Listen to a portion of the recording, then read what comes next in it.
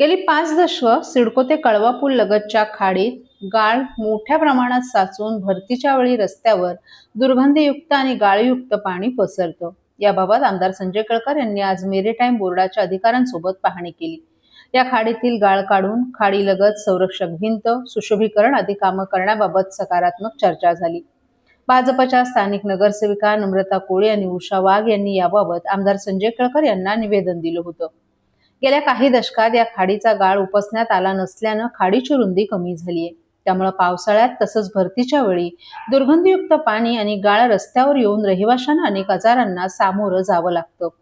या पार्श्वभूमीवर केळकर यांनी मेरीटाईम बोर्डाच्या अधिकाऱ्यांसोबत पाहणी केली। यावेळी जयेंद्र कोळी, विशाल वाघ, अरिफ बडगुजर आदीही उपस्थित होते। या खाडीलगतच मुख्य ठाणे वसलं असून या खाडीतील गाळ उपसून तिची रुंदी आणि खोली वाढवण्याबाबत अधिकाऱ्यांनी सकारात्मक भूमिका घेतली आहे। तसंच खाडीलगत संरक्षक भिंत उभारून परिसरात सुशोभीकरण करण्याबाबतही अधिकाऱ्यांना काही सूचना केल्या असल्याची माहिती केळकर यांनी माध्यमांना दिली आहे। ही ठाण्याची पूर्वीपासूनची शान आहे, कारण खाडीच्या भोवतीच ठाणे मध्यवर्ती ठिकाणी बसलेलं आहे।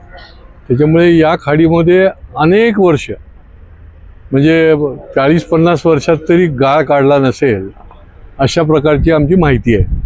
आणि त्याच्यामुळे आमचे ही नम्रता कोळीने पण मला पत्र दिलं, जयेंद्र कोळीने दिलं। या दोन्ही नगरसेविका आता बरोबर आहेत, उषाताई वाघ आणि नम्रता।